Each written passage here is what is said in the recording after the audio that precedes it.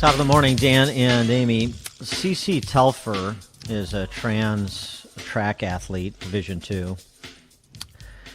He was competing among men in Division II athletics, then switched and is now competing against women. He gave an interview recently where he said, if anything, me competing against cisgender females is a disadvantage for me. Oh, really? Because my body is going through so many medical implications. It's going through biochemistry changes, being on hormone replacement therapy. Your muscle is deteriorating. You lose a lot of strength because testosterone is where you get your strength and your agility. I have to work twice as hard to keep that strength. If I slack a day, that's like 3 days set behind. So I have to keep my keep up my workouts. I can't drink. I can't eat unhealthy because it's going to impact me harder. It's an interesting theory. Here is the data. CC Telfer was ranked 200th in 2016 in Division II men's track athletics in his events. He was ranked 200th in 2016. He was ranked 390th in 2017. And today, he's a national champion in women's athletics. So it's a disadvantage to him, huh? But can you say those things? Well, I just did. I don't know. Uh-oh. I'm in a fairly good company with former NFL standouts like Marcellus Wiley, who's asking the same questions, saying, he's just, after Biden's executive order, tying federal dollars to allowing men to compete in women's athletics, Marcellus Wiley, raised the obvious issue. You can't say those things, certainly in some quarters, without a movement afoot to get you silenced and suffer additional professional repercussions.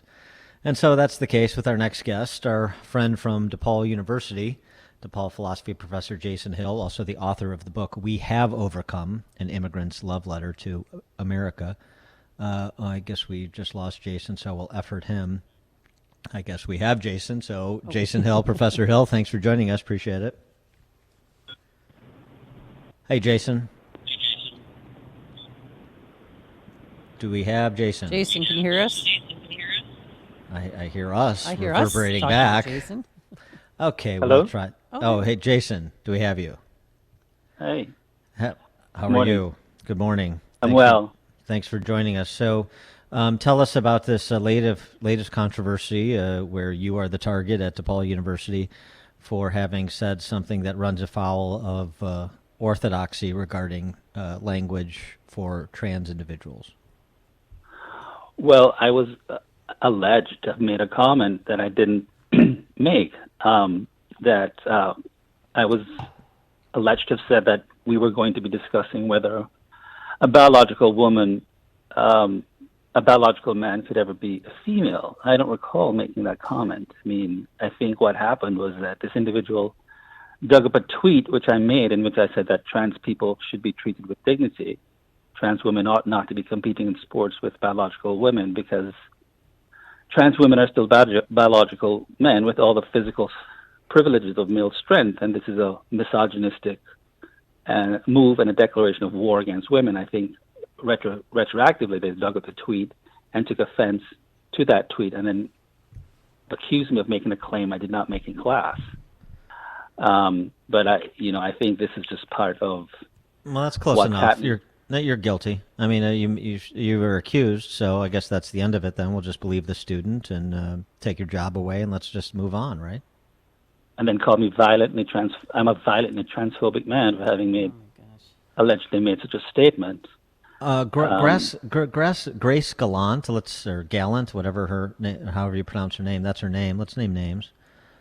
She said that the remark you alleged to have made, which you didn't make, was not just offensive and hurtful, but it's so archaic, useless, and immature to have these kinds of conversations in class. Really, it's archaic and immature. She's so enlightened, Grace Gallant is. Enlightened immature and archaic to have a conversation about men identifying as women in sport or with respect to jobs. It's not so archaic that we're not having a national discussion about it, particularly in light of Biden's executive order, but of course the discussion and the arguments predate that. But Grace thinks it's high time to end the conversation, to end the debate, and that's always the position of the left with respect to their positions, isn't it? I think that's true. I think that they function from political expediency. Now that we have a trans woman in office under Biden for the first time, it's not archaic and it's not old-fashioned to celebrate that sort of appointment. It's a reason for jubilation. But when it's in the reverse, when it's putting under scrutiny a claim that could, in some sense, subject people to criticism about their identity claims, it becomes archaic.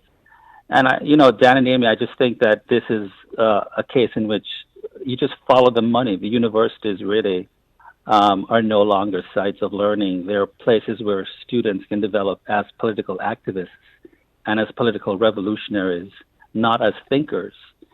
And this is what is happening. The universities are bastions for political activism and revolutionary thinking thought. Yeah. Well, Jason, among other things. Yeah. How do you fight back?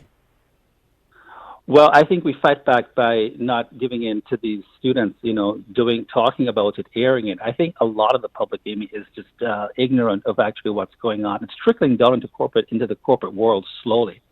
But I think there's a lot of ignorance when I tell people about what's happening on campuses. They look at me with aghast. They're with incredulity. They said, "Really? This is happening in academia?" I said, "Yes, of course this is happening in academia." When we get emails saying, "Have you decolonized your syllabi yet?" which means, have you rid your syllabi of all European white thinkers from your syllabi, which means they're trying to undermine the Western canon. People are in actual disbelief. And I think what's happening also is this idea that the universities are trying to undermine the asymmetry between students and professors. That is, students can teach us something. And it's from K through 12 where you have these little children who are being taught that their sophomoric high school opinions can be elevated to the level of human knowledge.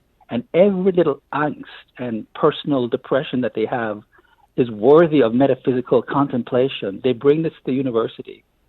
And as soon as their sensibilities get offended, they'll hurl an accusation against a professor or someone in the administration, or usually it's a professor, violently. In my case, he's a violently homophobic or transphobic person.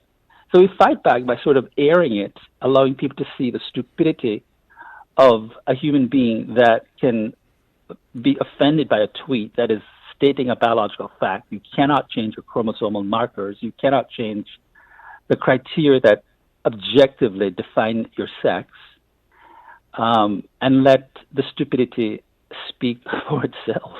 And the additional degradation, the additional farce here is this is happening at a titularly Catholic university, DePaul University.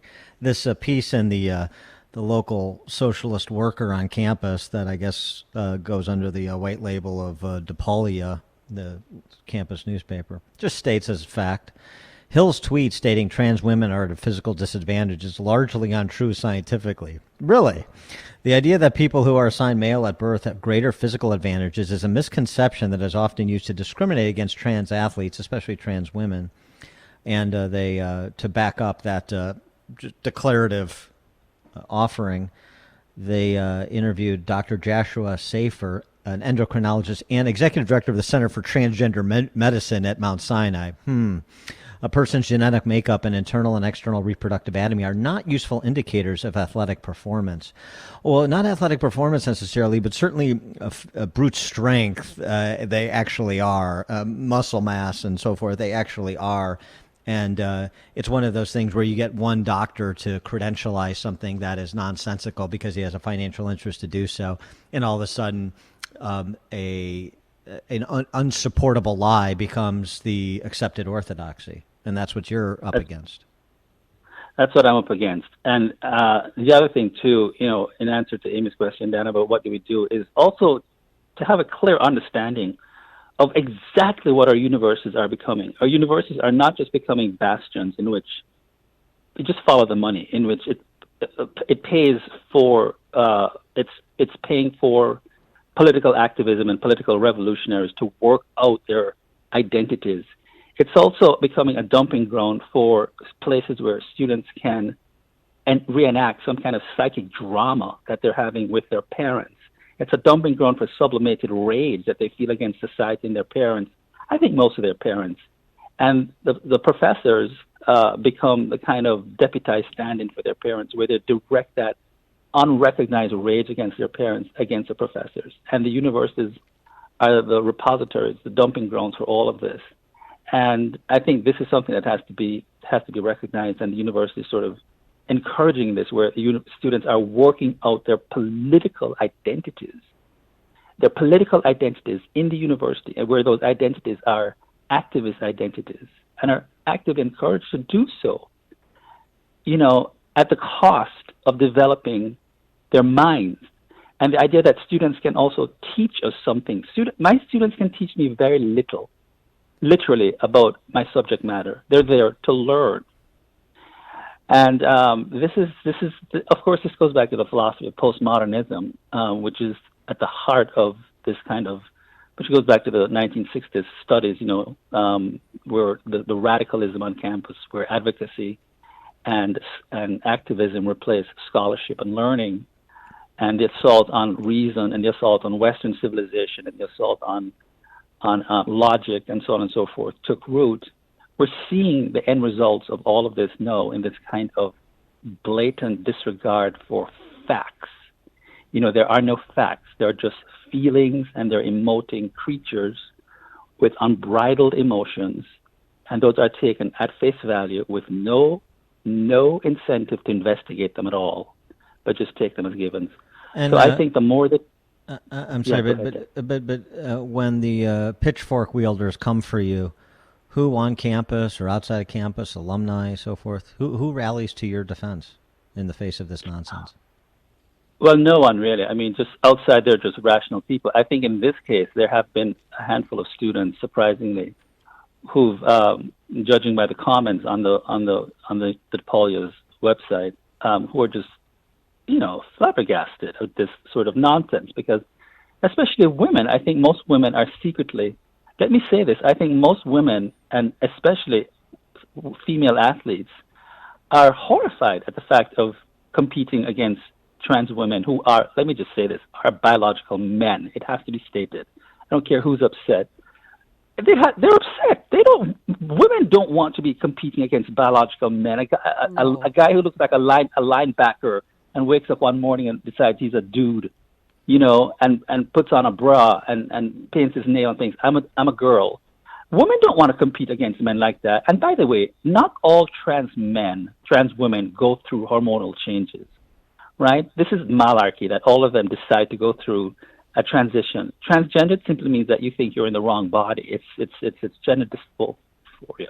And the idea that all trans women go through hormonal changes is malarkey. All you have to do is register with Human Resources or declare that you're transgendered, and you still retain the advantages of being a male. Women don't want this thing. So I think slowly we're going to see that a lot of feminists, old-fashioned feminists, who have fought for women's rights, and we're going to see a lot of female athletes, once they, get out of their fear of being called bigots. There's going to be a backlash against this kind of irrationality and stupidity that's emerging from these movements. Well, I'm not as optimistic about you as the backlash. I've been waiting for a backlash against insanity for some time, and it seems to be going in the other direction. But a hopeful note, Professor Jason Hill, Professor of Philosophy at DePaul University, author of We Have Overcome, An Immigrant's Love Letter to America. Jason, thanks for joining us. Appreciate it. Thanks, Dan and Amy. Good talking to you. Thank you. And he joined us on our turnkey.pro answer line.